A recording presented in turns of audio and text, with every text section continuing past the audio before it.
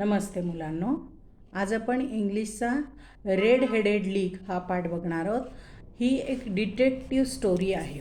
म्हणजे एखादी केस सॉल्व करताना जे काही गोष्टी करतात, डिटेक्टिव्ह म्हणजे कोणतं पण गुन्हेगार शोधून काढणारा व्यक्ती, तो म्हणजे डिटेक्टिव्ह. तर त्यांची शेरलॉक होम्स नावाचे एक डिटेक्टिव्ह होते. डिटेक्टिव्ह आहेत. तर त्यांची ही एक गोष्ट आहे. त्याचा आधी मी थोडक्यात परिचय करून देते आणि नंतर आपण ती गोष्ट बघूया. Sherlock Holmes is probably the most famous and most popular private detective in the world of detective stories and novels.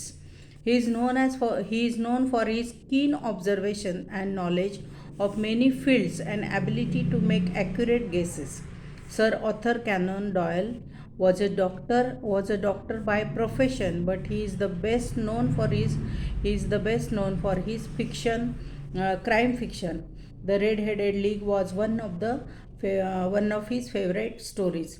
तर हे जे आहेत शेरलॉक होम्स हे कसे आहेत तर प्रायव्हेट डिटेक्टिव्ह आहेत. म्हणजे जसे पोलीस किंवा CID ऑफिसर हे काय करतात की गुन्हेगार शोधून काढण्याचं काम करतात, पण ते कसे असतात, पेड बाय सरकार, म्हणजे सरकारकडनं त्यांना पेमेंट मिळतो किंवा पगार मिळतो. पण शेरलॉक होम्स हे सुद्धा गुन्हेगार शोधून काढण्याचं काम करतात, पण यांना सरकारकडनं पगार मिळत नाही. तर ते प्रायव्हेट असतात. म्हणजे ज्याने त्यांना काम सांगितले ती व्यक्ती त्यांना पैसे देते, असे ते काम करतात. तर अशा टाईपच्या त्यांच्या वेगवेगळ्या स्टोरीज अँड नॉवेल्स प्रसिद्ध आहेत. तर त्यांची ही एक गोष्ट आहे. थोडक्यात be a writer. We come to know about many types of crime through mass media. We hear, read about theft, burglary, robbery, murder, kidnapping, blackmailing. The list can be very long. It is important to detect crime, find the criminal, and prove that he or she is guilty so that justice is done. People of all ages like to read the stories of crime and detection. How a daring intelligent policeman and detective catches the criminal. Have you read such stories or seen such program on TV? Would you like to write such story? म्हणजे be a writer म्हणजे तुम्ही पण लेखक व्हा. कशाचे लेखक व्हा तर त्यांनी इथे वेगवेगळ्या गोष्टी ज्या आपल्याला मास मीडिया म्हणजे TV, रेडिओ किंवा पेपर, जे पब्लिकला सगळ्यांना बातम्या कळतात त्या कशाच्या थ्रू कळतात तर ह्या सगळ्या गोष्टी म्हणजे TV, रेडिओ किंवा पेपर, वर्तमानपत्र किंवा आजकाल मोबाईलवरती पण सगळ्यांना कळतं. तर हे जे काही आहे याला मास मीडिया म्हणतात, की याच्यातून आपल्याला वेगवेगळ्या बातम्या कळतात आणि मग त्याच्यातून चोऱ्या, गुन्हेगारी कोणत्या प्रवृत्ती म्हणजे कोणत्याही प्रकारची गुन्हेगारी झालेली आहे, चोऱ्या झाल्या आहे, खून झाला आहे, दरोडे पडलेत किंवा कोणाला किडनॅप केलं आहे, हे सगळ्या प्रकारच्या बातम्या आपल्याला कळू शकतात. आणि आपण जेव्हा ते वाचतो तेव्हा आपल्याला कळतं की अरे हे किती छान, किती हुशार लोक आहेत ते, त्यांनी तो चोर बरोबर शोधून काढला किंवा ज्याने गुन्हा केला आहे त्या गुन्हेगाराला, क्रिमिनल म्हणजे काय, गुन्हेगार, तर गुन्हेगाराला बरोबर शोधून काढलेलं आहे असं आपल्याला त्यांचं कौतुक वाटतं. मग तुम्ही असे प्रोग्राम बघितलेले आहेत का किंवा अशा गोष्टी वाचलेल्या आहेत का, गोष्टी वाचल्या आहेत किंवा TV वरती प्रोग्राम बघितले किंवा पेपरमध्ये वाचलं आहे, असं जर तुम्ही वाचलं असेल तर तुम्हाला पण अशा स्टोरी लिहायला आवडतील का असं त्यांनी विचारलेलं आहे. From group try to write outline of the detective story in English as group activity. मग त्यांनी तुम्हाला ग्रुप्स बनवायला सांगितले की ग्रुप तयार करा तुमच्यामध्ये 4-4, 5-5 मुलांचे आणि तुम्ही अशा टाईपच्या स्टोरीज तयार करा आणि लिहून काढा. Discuss and note down the characters and events and how your hero or heroine will be, who is the detective solve the mystery. म्हणजे तुम्ही स्वतः विचार करायचा आणि अशा प्रकारची म्हणजे जे काही गुन्हेगार आहेत त्यांच्यावर आधारित स्टोरी तयार करायची आणि ती त्याच्यामध्ये तो हिरो किंवा हिरोईन कशा पद्धतीने ती केस सॉल्व करतात त्याच्याबद्दलचं तुम्ही लिहून काढा असं त्यांनी सांगितले.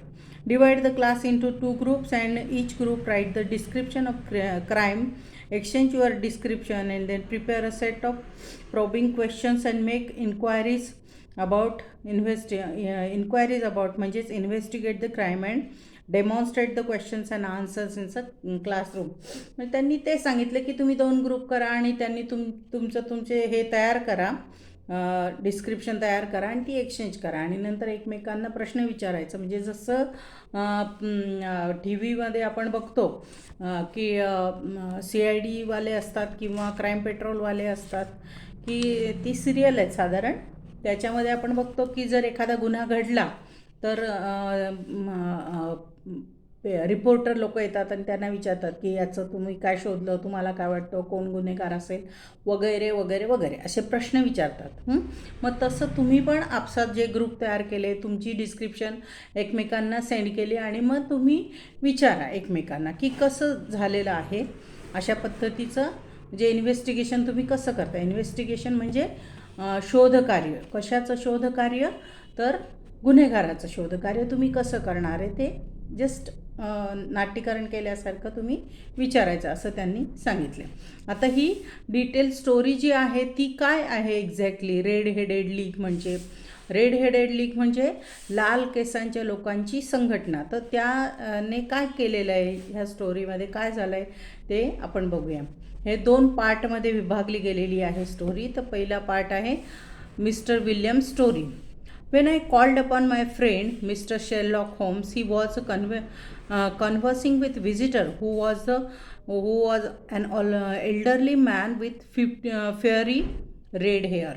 म्हणजे जेव्हा ते म्हणतात की जेव्हा मी माझा मित्र शेरलॉक होम्सला भेटलो तेव्हा काय झालं की तो एका माणसाशी बोलत होता आणि तो माणूस जो होता तो कसा होता की थोडा वयाने मोठा होता. म्हणजे आपण म्हणता येईल त्याला मध्यम वयापेक्षा थोडा मोठा, म्हणजे 40-45पेक्षा थोडा मोठा असा माणूस होता आणि त्याचे केस जे होते ते कसे होते, लाल लाल होते. केस जे होते ते लाल लाल होते. Holmes introduce me to the visitor Mr Jobs Wilson. He was pawnbroker. Holmes asked him to repeat his story for me. He began by showing us the advertisement of newspaper. He read as follows. आता काय झालं, त्या लेखकाची ओळख करून दिली त्या व्हिजिटरबरोबर, म्हणजे त्या रेड हेडेड माणसाबरोबर ती. आणि त्याने ओळख करून दिली की अमुक अमुक हा असा, याचं नाव हे, याचं नाव हे, असं एकमेकांची ओळख करून दिली. आणि मग नंतर त्यांना सांगितलं की तुमची जी केस आहे ती पुन्हा सांगा, म्हणजे तुम्ही जे काही बोलत होता ते परत सांगा असं त्यांनी सांगायला सांगितलं. मग त्यांनी सुरुवात केली. कुठून सुरुवात केली तर त्यांना एक जाहिरात दिसलेली होती, जाहिरात होती त्यांच्याकडे, जाहिरात ॲडव्हर्टाइजमेंट, आणि त्यापासून त्यांनी सुरुवात केली. To the red headed league. जाहिरातीच्या हेडिंगलाच काय लिहिलेलं होतं, to the red headed league, म्हणजे लाल केसांच्या संघटनेसाठी. काय होतं, there is a vacancy for member of league and salary is £4 a week for nominal services. Red headed men may apply in person on Monday at 11 o'clock and Duncan Ross at the office of league 7 Fleet Street. आता ही जी add दिलेली आहे ही कशासाठी दिली त्यांनी, सर्वांसाठी open नव्हतं, सगळ्या लोकांसाठी ओपन नव्हतं, तर ती ॲड फक्त लाल केसांच्या संघटनेच्या लोकांसाठी होती. त्यांनी काय सांगितलं की apply only the person who has red head, म्हणजे ज्याचे केस लाल आहे अशाच व्यक्तीने त्यांना ॲप्लाय करायचं, म्हणजे तिथे नोकरीसाठी फॉर्म अर्ज करायचा आहे. आणि त्यांनी कधी करायचं आहे, मंडेला करायचं आहे. त्या अर्ज कधी करायचा आहे, मंडेला करायचा आहे. आणि त्यांना पेमेंट किती मिळणार,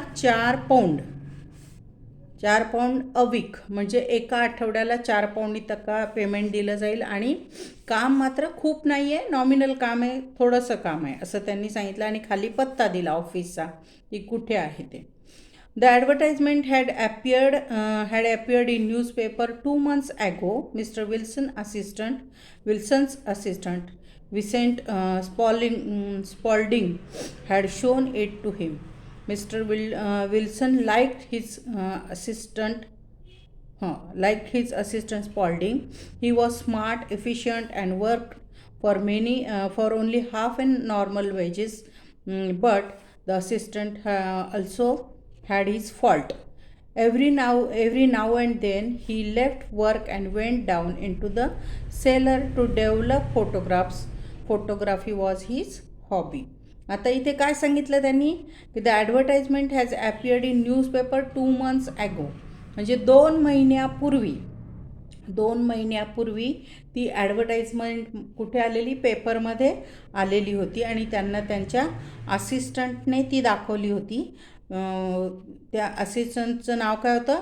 व्हिन्संट स्पॉल्डिंग हे नाव आहे. व्हिन्संट स्पॉल्डिंग हे त्याचं नाव आहे. आणि तो असिस्टंट कसा होता की कमी पैशामध्ये काम करायला, पैसे त्या कमी घ्यायचं की मला कमी पैसे चालेल असं त्याचं म्हणणं होतं.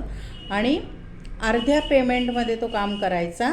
आणि फक्त एक होतं की थोडं काम झालं की मग तो बेसमेंटला जायचा, खाली जायचा. कशासाठी जायचा? तर फोटो काढतो की नाही, फोटो, मग त्या फोटोची काळी कॉपी असते, त्याला म्हणतात निगेटिव्ह. काय म्हणतात? फोटोग्राफचं निगेटिव्ह म्हणतात त्याला. तर तो तळघरात जायचा आणि ते डेव्हलप करायला जायचा, म्हणजे निगेटिव्हपासून फोटो तयार करणं.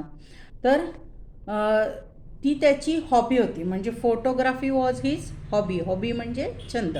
मग त्याची हॉबी असल्यामुळे तो सारखा तिथे जात होता. Spalding showed the advertisement to Wilson and explained to him that an American millionaire, Mr. Isaac Hopkins had founded the famous Red-Headed League to help all the red-headed like himself.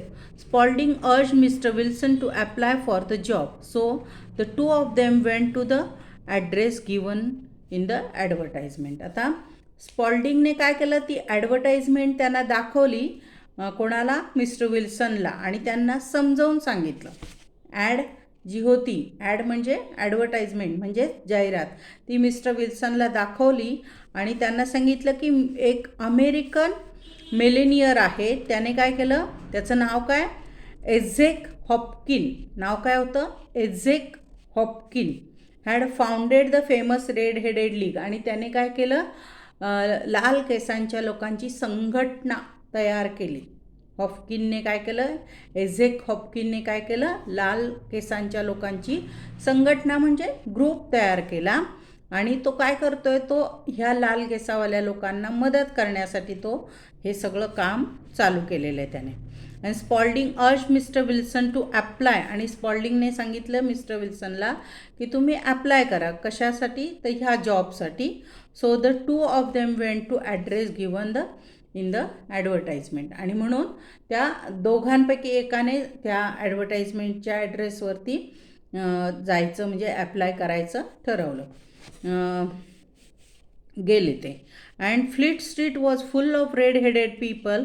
Mr. Wilson thought that with so much competition, he would not get the job. He wanted to go back, but Spaulding pushed through the crowd and took Mr. Wilson to the office. मग जेव्हा ते त्या रस्त्याकडे, म्हणजे ते जो पत्ता जो दिलेला होता त्या पत्त्याकडे चालत गेले ॲप्लाय करायला किंवा त्या नोकरीसाठी, तेव्हा तिथे खूप लाल केसांचे लोक खूप गर्दी होती. आणि मग मिस्टर विल्सनने विचार केला की एवढी सगळी गर्दी आहे तर आपला काही तिथे नंबर लागणार नाही, तर आपण परत जाऊया असा त्यांनी विचार केला. पण त्यांचा जो असिस्टंट होता स्पॉल्डिंग, त्याने काय केलं? बळजबरीने त्यांना आत ढकलत बाकीच्या लोकांना बाजूला करत पुढे गेला आणि त्यांना त्या ऑफिसमध्ये घेऊन गेला. There was nothing in the office but a couple of chairs and table. Red-headed man sat behind the table and he was Mr. Duncan Ross.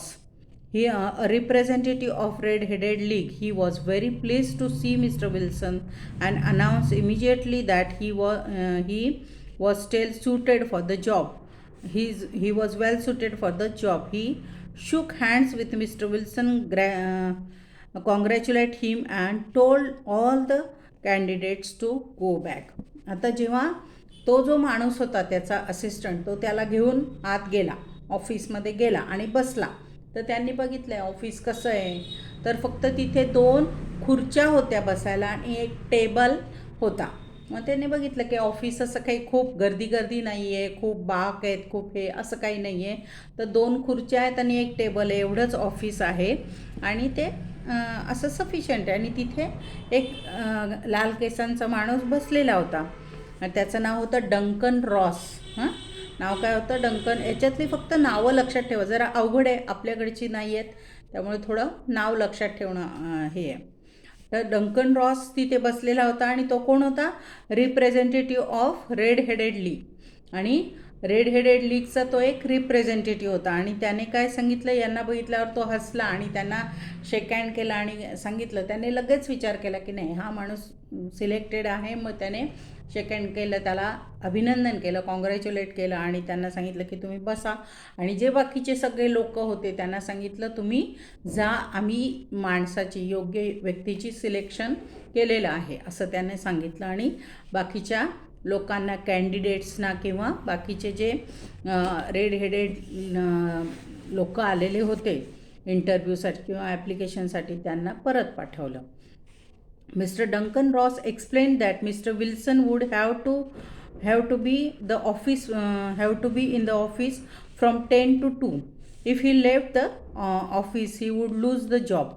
Spalding assured Mr. Wilson that he would look after Mr. Wilson's business in his absence. The pay was fixed at £4 a week. आता बघा काय झालेलं की हा काय त्याचं नाव Spalding, हा त्याचा असिस्टंट होता. कोणाचा? मिस्टर विल्सनचा. मग तो असिस्टंट होता मिस्टर विल्सनचा. तर मिस्टर डंकनने सांगितलं की तुम्ही ऑफिस सोडून बाहेर जायचं नाही आणि तुम्ही 10 to 2 म्हणजे 10 ते 2 वाजेपर्यंत तुम्ही ऑफिसमध्येच असलं पाहिजे, ऑफिस सोडून जाता कामा नये. मग त्यांचा जो असिस्टंट होता, विल्सनचा असिस्टंट जो होता स्पॉल्डिंग, तो काय म्हणाला की ठीक आहे, तुम्ही नसेल, तुम्ही तुमच्या ॲब्सेन्समध्ये तुमचं जे काम आहे ऑफिसमधलं ते मी करत जाईल असं त्याने सांगितलं. आणि तो म्हणजे त्यांना प्रॉमिस केलं त्याने, आणि तुम्ही ते टेन्शन घेऊ नका, तुमचं काम मी करेल, तुम्ही इथे थांबा असं त्यांना सांगितलं. आणि त्यांचं पेमेंट जे होतं ते £4 एका आठवड्याला होतं. तर त्यांना ते हे वाटलं, ओके वाटलं. आणि मग त्यांनी विचारलं की काम काय असणार आहे, मी इकडे येणार काम करायला, पण काम काय? मग ते काय म्हणाले की you have to copy out the encyclopaedia Britannica. म्हणजे एन्सायक्लोपीडिया म्हणजे ज्ञानकोश जे आहे, म्हणजे जशी आपली डिक्शनरी असते तशी त्याच्यातलं जे माहिती आहे ती फक्त कॉपी करायची तुम्हाला. तर ठीक आहे. मग यांना ते खूप आवडलं, कारण कसं आहे की पैशाच्या मानाने किंवा जे काही पेमेंट मिळणार होतं त्या मानाने काम सोपं होतं, त्यामुळे त्यांना ते आवडलं. The pay was very good and the work was light. Mr. Wilson accepted the job and began his work, and from the very next day, Mr. Duncan Ross was there in office to see that Mr. Wilson did his work properly, and he did not leave the office. He told Mr. Wilson to start with the letter A. Mr. Wilson wrote diligently for 4 hours without leaving his place. Mr. Ross would drop in from time to time to see that all was right with Mr. Wilson. At 2 o'clock he bade the Mr. Wilson good day and locked the door of the office. आता काय होत होतं की mister Wilson तिथे बसून काम करत होते, म्हणजे लिहायचं काम त्यांचं चालू होतं. ते एन्सायक्लोपीडिया जे होतं ते कॉपी करायचं होतं, नुसतं बघून बघून लिहायचं होतं, ते काम त्यांनी सुरू केलं. आणि हा जो मिस्टर डंकन होता तो काय करायचा, डंकन रॉस येऊन बघायचं की हां काम करतोय का, हां चला परत जा, पुन्हा थोड्या वेळाने परत यायचं, बघायचं, जायचा, असं येणं जाणं त्याचं चालू होतं आणि मिस्टर विल्सन अगदी मन लावून छान काम करत होते. 4 तास ते अगदी छान लिहित होते आणि असं त्यांचं रोजचं काम चालू होतं. आणि मग 2 वाजता येऊन ते काय करायचे, हे दुकान म्हणते ऑफिस बंद करायचे आणि निघून जायचे. And this went on day after day, Mr. Holmes said, Mr. Wilson, and on Saturday I got my salary. It was the same next week, and the same next week. After few days, Mr. Duncan Ross came in only once in a while, and after a time he did not come in at all. म्हणजे ते काय म्हणाले की पहिल्या 2-3 दिवस, एक आठवडा झाला, मग ते यायचे, बघायचे, जायचे, यायचे, बघायचे, जायचे. आठवडा संपला, मला पगार मिळाला. पुन्हा दुसऱ्या आठवड्यात तसंच, पुन्हा तिसऱ्या आठवड्यात. आता काय झालं, पहिला 1 आठवडा, 2 आठवडे, 3 आठवडे नेहमी तसंच बघायला यायचे, परत जायचे, यायचे, परत जायचे, हे होतं. आणि नंतर काय झालं की त्यांचं येणं जे आहे ते कमी व्हायला लागलं. कोणाचं? मिस्टर डंकनचं येणं कमी व्हायला लागलं. आणि he came only once in a while, and after time he did not come at all. म्हणजे नंतर ते एकदा यायचे आणि त्याच्यानंतर मात्र त्यांचं येणं बंद झालं. आले नाही बघायला की हे काम करतात ते का नाही करत आहे, हे बघण्यासाठी ते आलेच नाही. मिस्टर विल्सन कंटिन्यूड, म्हणजे मिस्टर विल्सननी सांगत होते की नाही ते माहिती त्यांना, तर ते कंटिन्यू केलं त्यांनी. 8 weeks had passed like this, and I had written about abbots, archeries, etc., and hoped that I might get on B soon. And then suddenly the whole business came to an end. आणि Wilson काय म्हणाले की मी जे series असतात की नाही, आता आपण जेव्हा डिक्शनरी बघतो तेव्हा त्याच्यामध्ये काय असतं, एचे असतात, नंतर एचं ए म्हणजे पुढे डिक्शनरी जर तुम्ही बघितली असेल तर तुमच्या लक्षात येईल की ते कसं असतं. एची साधारण एवढी पानं असतात, ती संपल्यानंतर बी सुरू होतं, एवढी पानं झाली का मग सी सुरू होतं. अशा त्या सिरीज जशा सुरू होत जातात तसं त्यांचं एचं लिहून कंप्लीट झालं आणि साधारणपणे 8 आठवडे त्यांचं हे काम सुरू होतं. आणि 8 आठवडे, पहिला आठवडा, दुसरा आठवडा, तिसरा, असे 8 आठवडे त्यांचं काम सुरू झालं. आणि त्यानंतर जवळपास त्यांचं कंप्लीट झाला आणि त्यांनी बी सुरू करणार होते ते. पण तेवढ्यात एक दिवस काय झालं, ते जेव्हा गेले तेव्हा त्यांना काय लक्षात आलं की हा बिझनेस जो आहे तो बंद झाला आहे. To an end, Holmes asked. Yes sir. This morning I went to my work as usual at 10 o'clock, but the door was shut and locked with a little note nailed on it. It said, "The Red-Headed League is dissolved October 9, 1880." म्हणजे त्यांनी काय लिहिलं की मी गेलो, नेहमीसारखं 10 वाजता मी गेलो आणि बघितलं तर ते ऑफिस जे होतं ते बंद होतं आणि त्याच्यावर एक छोटीशी म्हणजे नोटीस लिहिलेली होती की हे बंद झालेलं आहे, रेड हेडेड लीग इज डिझॉल्व्ड, म्हणजे ती बंद करण्यात आली किंवा स्टॉप केली आहे. कधी? ऑक्टोबर 9, 1880, म्हणजे 9 ऑक्टोबर 1880मध्ये. I was shocked. I didn't know what to do. आणि मग मला धक्का बसला की अचानक कसं काय, कालपर्यंत काय बोलले नाही आणि आज अचानक सगळं बंद, म्हणून मला आश्चर्य वाटलं. Mister Wilson went on with his story. I made enquiries at the nearby offices, but none of them knew anything about the league. The rooms had been rented under a false name. आणि ते काय म्हणाले की मला हे कळे नाही की हे काय झालं, असं अचानकपणे बंद का झालं. म्हणून मी जवळपास असलेले जे वेगळे ऑफिसेस होते तिथे चौकशी केली, प्रश्न विचारले की हे कोण आहे, कुठे गेले, बंद का झालं, वगैरे असे चौकशी केली. तर त्या लोकांना कोणालाही रेड हेडेड लीगच्याबद्दल काहीच माहिती नव्हती. आणि रूम्स, त्या ज्या रूम होत्या, म्हणजे ते जे काही भाड्याचं हे होतं, ऑफिस होतं, ते कसं होतं, खोट्या नावं देऊन ते भाड्याने घेतलेलं होतं. I went home and asked my assistant for advice, but he could not help me in any way. I want to find out about the league.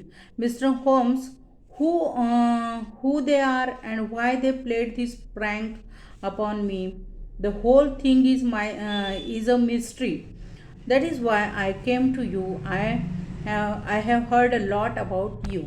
आता ते काय म्हणाले की मला कळत नाही काय झालं. आणि मग मी जेव्हा परत आलो, माझ्या ऑफिसला परत आलो, तेव्हा माझा असिस्टंट जो आहे स्पॉल्डिंग, त्याला विचारलं, पण त्याला मला काही उत्तर सांगता आलं नाही की काय असेल काय नाही. त्याला काही सांगता आलेलं नाही आहे. आणि मला कळत नाही की ह्या लोकांनी माझ्याबरोबर असं का केलं, मला फसवण्यासाठी काय केलं का बरं केलं असं.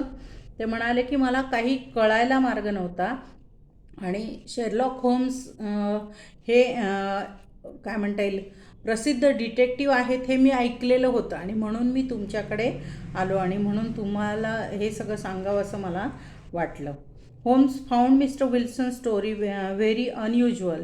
ही ask Mr Wilson with assistant of yours who first called your attention to the advertisement. What is he like? आणि जो तुमचा असिस्टंट आहे की ज्याने ती ॲड तुमच्या पहिल्यांदा लक्षात आणून दिली, तर तो कसा आहे असिस्टंट, तो तुमचा कसा आहे. Small stout with no hair on his face.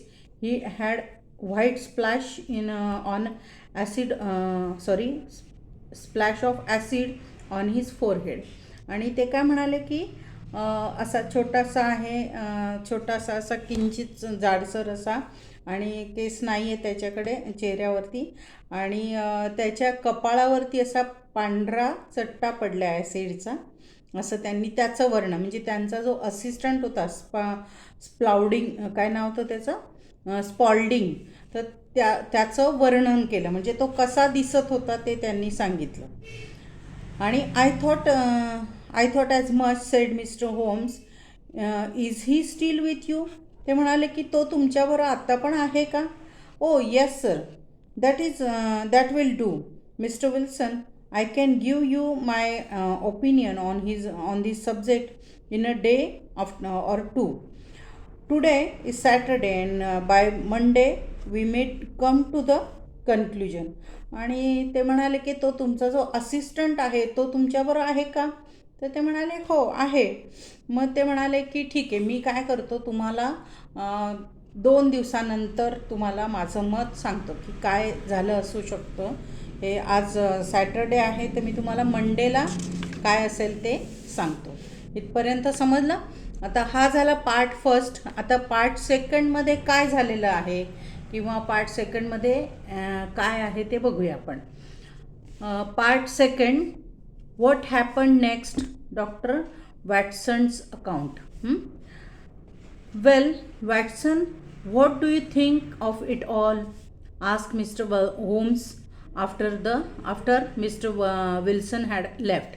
आणि मिस्टर विल्सन जेव्हा निघून गेले तेव्हा होम्सने काय केलं, मिस्टर वॅटसनला विचारलं की तुम्हाला काय वाटतं काय झालेलं असेल. तर I make nothing of it, I answered frankly. मला काही नाही लक्षात येते. Holmes sat silently for some time and then invited me to go out with him. We went to the square where Mr. Wilson had his shop. Holmes observed the area carefully. There were many shops and offices in the square, and a bank just behind Wilson's shop.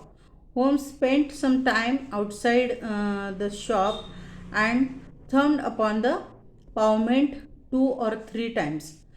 Finally, he knocked on Mr. Wilson's door. A young man opened the door. Mr. Holmes asked him the way to the Strand. The assistant answered the question and quickly closed the door. I said, I am sure that you required your way only in the order to see him. Not him, Holmes said, but the knees of his trousers. And what did you see? What I expected to see. This matter of Wilson's is serious. A crime is being planned, but I hope that we can stop it.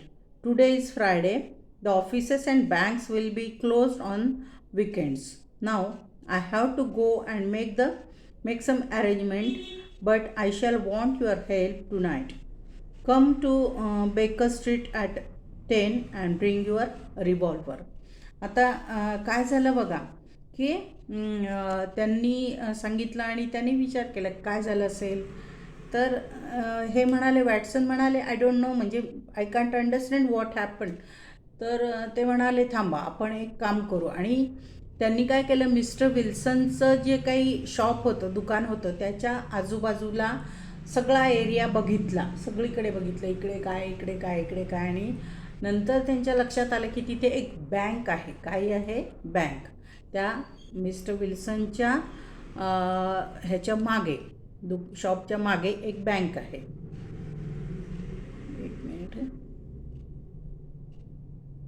हां, ऑफिसच्या मागे एक bank आहे. आणि मग त्यांनी काय केलं, ते सगळं बघितलं आणि मग विल्सनचं दार वाजवलं. आणि दार वाजवलं तर त्यांचा असिस्टंट आला, त्याच्याशी बोलले, तो निघून गेला आणि त्याने दार बंद केलं. मग यांच्या लक्षात आलं. मग हे मागे फिरले आणि मिस्टर वॅटसन त्यांना म्हणाले की तुम्ही काय बघितलं. मग ते म्हणाले की मला जे अपेक्षित होतं ते मला दिसलं. हे म्हणे तुम्हाला काय दिसलं. तर मला जे अपेक्षित होतं, जो मी विचार करत होतो ते मला दिसलं. मग त्यांनी विचारलं की काय दिसलं. तर ते म्हणाले की मेन इथून सुरुवात आहे आणि यांचा जो असिस्टंट आहे तो त्याच्यामध्ये इन्व्हॉल्व आहे आणि एक crime is going to do, म्हणजे क्राईम हो घातला आहे, त्याचं प्लॅनिंग सुरू झालेलं आहे. क्राईम झालेला नाही आहे, पण त्याचं प्लॅनिंग मात्र सुरू झालेलं आहे. हे मला त्या असिस्टंटकडे बघून लक्षात आलेलं आहे. पण आपण तो थांबवू शकतो, क्राईम होणं थांबवू शकतो. कसं? तर आज म्हणजे आज शुक्रवार, म्हणजे 2 दिवस पुढे शनिवार रविवार वीकेंडला सगळे ऑफिसेस बंद असतात, बँका बंद असतात. त्यामुळे जे काही घडणार आहे ते ह्या पुढच्या 2 दिवसात घडणार आहे. तर ते आपण थांबवू शकतो असं मिस्टर होम्स म्हणाले. आणि मग कसं काय, तर तू काय कर, रात्री आपण इथेच भेटूया आणि तुम्ही येताना तुमची रिव्हॉल्वर म्हणजे काय, बंदूक घेऊन या आणि आपण रात्री इथेच भेटूया असं त्यांना सांगितलं. कोणाला? वॅटसनला सांगितलं. कोणी सांगितलं? होम्स सायलेंट आहे, होम्सने सांगितलं. I arrived at Holmes' residence in time. There were 2 other men with him, Mr. Jones of Scotland Yard and Mr. Merriweather, a banker. Holmes announced, tonight we are going to hunt one of the smartest criminal in London. आणि आपण काय करणार आहोत? कोणी सांगितलं? होम्सने काय declare केलं की आधी हे त्यांच्या घरी पोचले, होम्सच्या वॅटसन त्यांच्या घरी पोचले. त्यांच्याबरोबर आणखी 2 माणसं होती. एक होता mister zones of Scotland yard आणि दुसरा मेरीवेदर, की जो बँकेचा अधिकारी होता. आणि ते तिथे पोचले आणि ते काय म्हणाले, मिस्टर होम्स म्हणाले की आज रात्री आपण काय करणार आहोत, एक खूप हुशार अशा चोराला पकडणार आहोत. स्मार्टेस्ट क्रिमिनल म्हणजे गुन्हेगार, एकदम हुशार अशा गुन्हेगाराला आपण पकडणार आहोत. We left together in a carriage and reach the road we had visited in morning. Holmes told us to follow Mr. Merriweather, who led us through a iron gate. We followed him down a narrow passage. After going down some stone steps, he led us down a dark earth-smelling passage and into the huge cellar full of big boxes. We shall sat on the boxes. आता ते काय केलं, यांच्यासोबत गेले, mister मेरीवेदरच्या सोबत पुढे चालत गेले आणि त्यांना एका ठिकाणाहून आत नेलं आणि आतून दगडी पायऱ्या उतरत ते एका तळघरात गेले. कुठे गेले? सेलर म्हणजे तळघर. सेलर म्हणजे तळघर. तळघरात गेले आणि तिथे असा थोडा मातीचा वास वगैरे होत होता, कारण ते म्हणजे घराच्या खाली आत असतं ना जमिनीमध्ये, तर त्या मातीचा वास असलेलं थोडंसं ते तळघर जे होतं तिथे त्यांना लक्षात आलं की मोठे मोठे बॉक्स होते. बॉक्स म्हणजे खोके मोठे मोठे होते आणि ते ठेवलेले होते. आणि मग हे तिथे गेले आणि त्या बॉक्सवरती बसले. sat on the boxes. We are in cellar of city branch of the main of one of the main bank in the London. म्हणजे लंडनमधली जी मुख्य बँक आहे त्या बँकेच्या तळघरामध्ये आपण आहोत. तर तिथे काय आहे, mister Merryweather is the chairman of bank and he will tell you why the criminal should take the interest in seller at the present, said Holmes. Mr. Meriwether explained that bank had borrowed huge quantity of gold from the Bank of France and boxes in the cellar were full of gold. आता homes काय म्हणाले की mister Merryweather जे आहेत ते आता आपल्याला सांगतील की जे ते क्रिमिनल्स आहेत, चोर आहेत किंवा गुन्हेगार आहेत, त्यांचा इंटरेस्ट या तळघरामध्ये का आहे हे आपल्याला हे सांगतील. तर त्यांनी ते कोण होते, मेन चेअरपर्सन होते. चेअरपर्सन म्हणजे बँकेचे अधिकारी होते. मुख्य अधिकारी असल्यामुळे त्यांना बँकेचे जे व्यवहार आहेत ते माहीत होते. मग ते काय म्हणाले की बँकेने काय केलं आहे, फ्रान्सच्या बँकेकडनं काय केलं आहे, कर्ज म्हणून काय केलं आहे, सोनं घेतलेलं आहे. सोनं घेतलं आहे कर्ज म्हणून. हे त्यांच्याकडे आलेलं आहे आणि मोठे मोठे जे बॉक्स होते ठेवलेले तिथे एकावर एक असे बॉक्स होते मोठे मोठे. तर ते बॉक्स म्हणजे काय, तर सोनं त्याच्यामध्ये ठेवलेलं होतं. तुम्ही बघितलं असं वीट असते सोन्याची किंवा बिस्किट्स असतात सोन्याचे, बिस्किटसारखा आकार असतो. तर ते सोनं जे असतं ते त्याच्यामध्ये ठेवलेलं होतं आणि ते बँकेने दुसऱ्या बँकेकडनं कर्ज म्हणून घेतलेलं होतं आणि ते बॉक्स तिथे ठेवलेले होते असं त्यांनी सांगितलं. आणि म्हणून त्या क्रिमिनल्सचा इंटरेस्ट त्या तळघरामध्ये होता. आणि ते कसं करत होते, तर मिस्टर विल्सन जे होतं त्याच्या ऑफिसच्या मागच्या बाजूला ती बँक होती. तर मिस्टर विल्सनचं खाली तळघर होतं. तर त्या तळघरातून त्या तळघरापर्यंत मार्ग काढत जायचं होतं त्यांना. म्हणजे समजा इथे एक दुकान आहे किंवा इथे एक घर येतं, त्याच्या जर तळघर असेल तर तिथून असा आतून जमिनीच्या आतून खोल मार्ग करत दुसरीकडून मग वर निघायचं. तर तिथे त्या तळघरात होतं ना, तर ह्या तळघरापासून त्या तळघरापर्यंत मार्ग तयार करायचा होता त्यांना. म्हणून ते सगळी गडबड चालू होती आणि ही शेरलॉक होम्सच्या लक्षात आली होती. कारण त्यांनी काय केलं, तिथे सगळं बघत होते ना, तेव्हा त्यांनी तिथे फुटपाथवर अशी आवाज करून बघितला, आपटून आवाज करून बघितलं. तेव्हा त्यांना लक्षात आलं की जमीन जर पोकळ असली, म्हणजे ही माती आहे आणि त्याच्या खाली जर खड्डा खणलेला असेल तर इथे धब आवाज येतो. आणि जर इथे माती असेल तर धब आवाज येत नाही, वेगळा आवाज येत नाही. पोकळ असेल वेगळा आवाज येतो, पोकळ नसेल वेगळा आवाज येतो. आवाज वेगळा लक्षात येतो. तो त्यांच्या लक्षात आला आणि म्हणून त्यांनी विचार केला की हे बहुतेक असा मार्ग तयार करत असतील बँकेपर्यंत जाण्याचा, असं त्यांच्या तेव्हा लक्षात आलेलं. Holmes expected the criminals to act that very night. We had to wait there in a total darkness without making any noise to take the criminals by surprise. आणि ते जे क्रिमिनल्स होते म्हणजे जे गुन्हेगार होते ते काही जेव्हा आजूबाजूला वर्दळ आहे तेव्हा येतील असं नाही.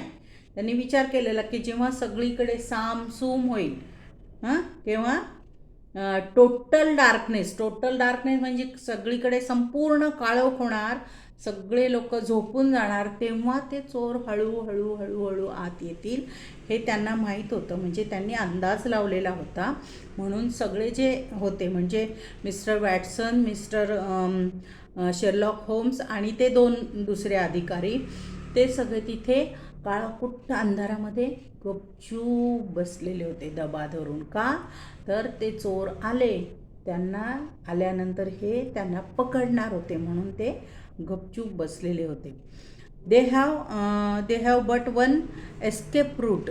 दे have only one escape route, म्हणजे त्यांना जर परत फिरायचं असेल तर फक्त एकच मार्ग होता आणि तो कुठे होता?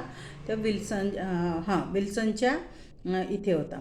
Whispered Holmes, that is back through the Wilson's house, म्हणजे विल्सनचं जे हाऊस होतं, घर होतं, त्या घराच्या इथे त्यांना तो मार्ग होता. I hope that some men are waiting Mr Wilson's door. Mr John, त्यांनी मिस्टर जॉनला विचारलं की मिस्टर विल्सनच्या घराच्या जवळ तो इकडनं, म्हणजे ते तिकडूनच आत येतील आणि तिकडेच परत जातील, तर त्यांना तो मार्गच आहे पळायला, तर तिथे कोणी माणसं आहेत का? तर ते म्हणाले हो आहेत. I have an inspector and 2 officers waiting at his door. Then we have stop all the holes. मग आता आपण त्यांचे सगळे मार्ग बंद करूया. Now we must be silent and wait. आणि आता आपण शांत बसूया आणि त्यांची वाट बघूया, असं मिस्टर शेरलॉक होम्स म्हणाले.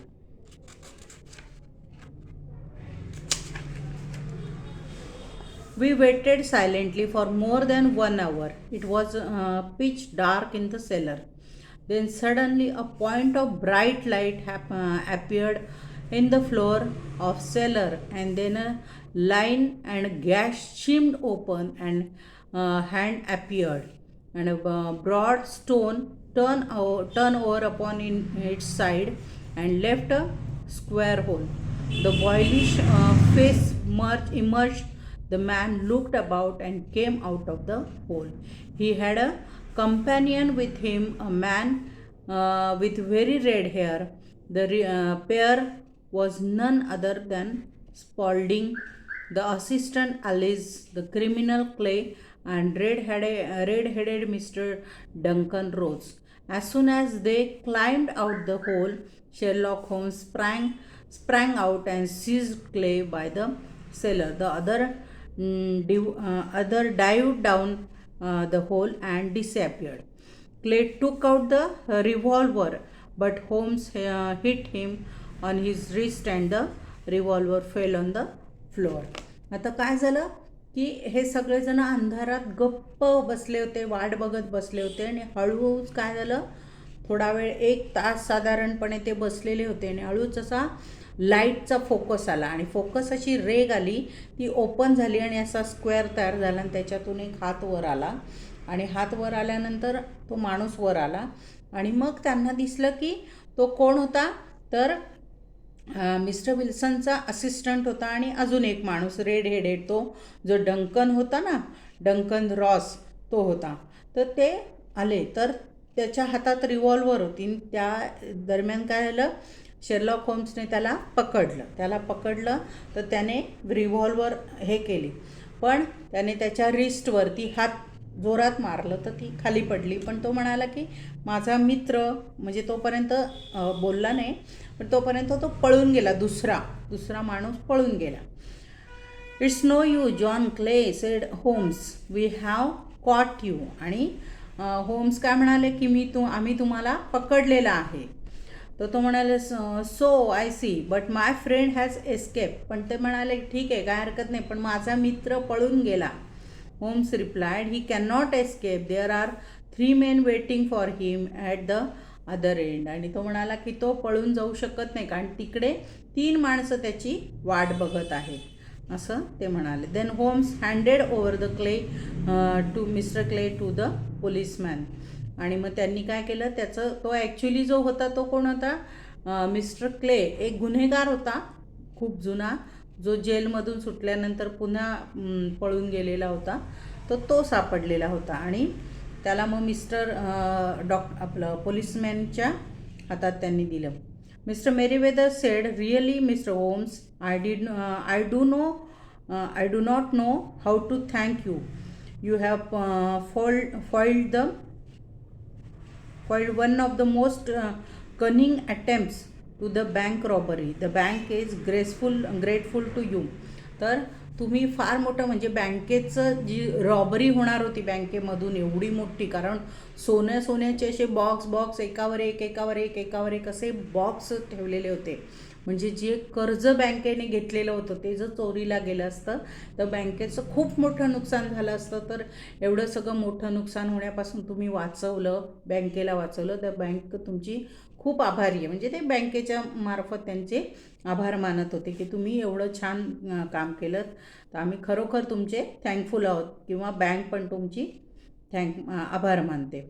You see Watson Holmes said. After we reached his home, it was obvious from the first that only possible object of strange advertisement and peculiar jobs was to get Mr. Wilson away from his shop for some hours every day. म्हणजे त्यांना लक्षात आलं की mister विल्सनच्या शॉपच्या मागच्या बाजूला हे आहे, bank आहे. पण मग मिस्टर विल्सन नसतानाच आपल्याला ते काम करता येईल म्हणून खास त्यांना तिथून बाजूला करायचं, पण थोड्या तासांसाठी. म्हणून त्यांनी काय केलं, ही विचित्र ॲडव्हर्टाईज तयार केली आणि ती ॲडव्हर्टाईज त्यांच्या लक्षात आणून देण्याचं काम त्यांच्या असिस्टंटने केलेलं होतं आणि त्यामुळे त्यांना तिथून बाहेर करणं सोपं गेलं. The red headed league was a clever idea. In Mr. Wilson's absence, Clay and his red-headed companion wanted to dig an underground tunnel from the Wilson's house to the bank. Then they would be able to enter the bank and steal the gold without breaking open the doors of bank. Using the tunnel, they entered the cellar. They planned to steal the gold and go back to Mr. Wilson's house again through the tunnel and then get away. म्हणजे त्यांचं जे planning होतं ते खूप छान होतं की mister विल्सनच्या घराच्या आतून तळघर आहे, त्या तळघरातून बँकेपर्यंत टनेल म्हणजे एक भुयारी मार्ग तयार करायचा आणि तिकडनं ते सोनं जे आहे ते चोरायचं आणि पुन्हा मिस्टर विल्सनच्या घरातून गायब होऊन जायचं, असं त्यांचं प्लॅनिंग होतं. हे सगळ्यांच्या म्हणजे लक्षात आलं, होम्सच्या लक्षात आलं. But how did you guess that what their motive was. पण मग ह्यांनी विचारलं, मिस्टर वॅटसनने विचारलं की तुम्हाला कसं काय लक्षात आलं त्यांचा हा उद्देश, चोरी करण्याचा उद्देश असेल, हे तुमच्या लक्षात कसं काय आलं. मग ते काय म्हणतात बघा. When I heard that the assistant work for half the wages he became suspicious. Using Mr. Wilson's description of his assistant, I made inquiries. I found that he was the criminal Clay. Why was he working in Mr. Wilson's shop, and his habit of going into the cellar every now and then? I inferred that he must be digging a tunnel to some other building. When I visited the shop, I beat upon the pavement with my sticks to find out whether the sellers scratch out in front or behind. It was not in front. I saw the bank on the other side of the house and guessed that the criminal had in mind. When Clay answered the bells, the knees of his trousers were wrinkled and stained. I confirmed my suspicion and then that he was digging. You know the rest of the story.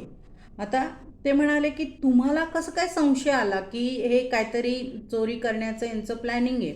तर ते म्हणाले की पहिली गोष्ट तुम्ही जेव्हा सांगितलं की त्याच्या असिस्टंटने त्यांना ती जाहिरात लक्षात आणून दिली, मग मी त्यांना त्यांच्या असिस्टंटच्याबद्दल सगळीकडे चौकशी केली, इकडे तिकडे, आणि मग मला ते लक्षात आलं की हा एक गुन्हेगार आहे, क्रिमिनल आहे, त्याचं नाव क्ले आहे. आणि म्हणून मग मी लक्षात घेतलं की याच्या घरात तो का काम करत असेल आणि त्याची जी हॅबिट आहे की थोड्या वेळाने तो तळघरात जातोय, थोड्या वेळाने तळघरात जातोय, काय करत असेल तिथे जाऊन, आणि तो तिथून कुठेतरी जाण्याचा मार्ग शोधत असेल. पण मग कुठे जात असेल, मग म्हणून मी बाजूबाजूचं सगळं निरीक्षण केलं. तेव्हा लक्षात आलं की त्याच्या घराच्या मागच्या बाजूला बँक आहे. मग माझ्या लक्षात आलं की बहुतेक इकडनं तो एक मार्ग तयार करून त्या बँकेपर्यंत पोचण्यासाठी तो खणत असेल, डिगिंग करत असेल.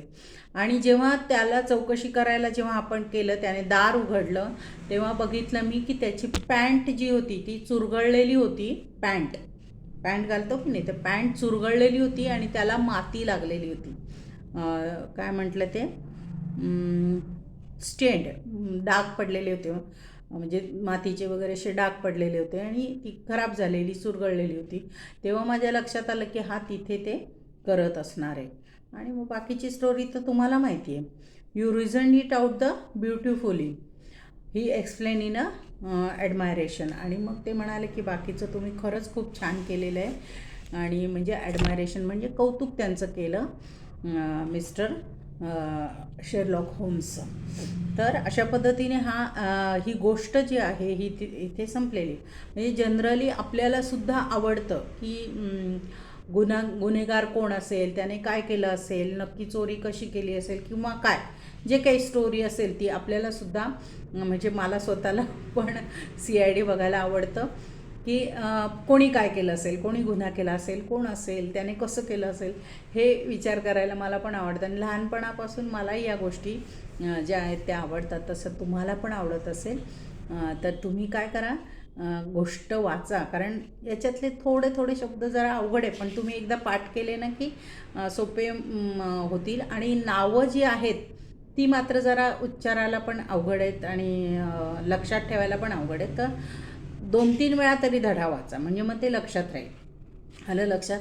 तर स्पेलिंग पाठ करा, धडा पुन्हा पुन्हा वाचा, मोठ्याने वाचा. मोठ्याने वाचलं म्हणजे आपली चूक आपल्याला कळते वाचताना झालेली, आणि मग ती नेक्स्ट टाईम आपण ती सुधारू शकतो. तर 2-3 वेळा धडा वाचा, स्पेलिंग पाठ करा आणि व्हिडिओ बघा, म्हणजे तुम्हाला ते लक्षात येईल. आणि नंतर व्यवसाय पूर्ण करा. तर आता इथे आपला पोर्शन पूर्ण संपलेला आहे सगळ्या, म्हणजे दुसऱ्या चाचणी परीक्षेचा. तर याच्यानंतरचे जे व्हिडिओ आहे ते मी साधारण सराव परीक्षेच्या हिशोबाने सरावाच्या हिशोबाने तयार करेल. की मी काही प्रश्न देईल किंवा बघते आता त्यात मला कोणत्या विषयासाठी काय वेटेज द्यायचं, त्या हिशोबाने 1-2 व्हिडिओ मी तसे तयार करते सराव घेण्याच्या हिशोबाने. तर आता पोर्शन संपलेला आहे, तुम्ही अभ्यासाला लागा. कारण 21 तारखेपासून आपली परीक्षा चालू होते. तो वेळापत्रक पण मी टाकलेलं आहे, ते एकदा चेक करा. ग्रुपवर टाकलं आहे, तुम्ही ते बघा आणि अभ्यासाला लागा. आणि व्यवसाय पूर्ण करायचे आहेत. आणि व्यवसाय शक्यतो पूर्ण करा. आणि मला तपासायला आणून देता आले तर तसं करा, नाही तर मग आईला किंवा बाबांना तपासायला सांगा. ओके, नमस्ते.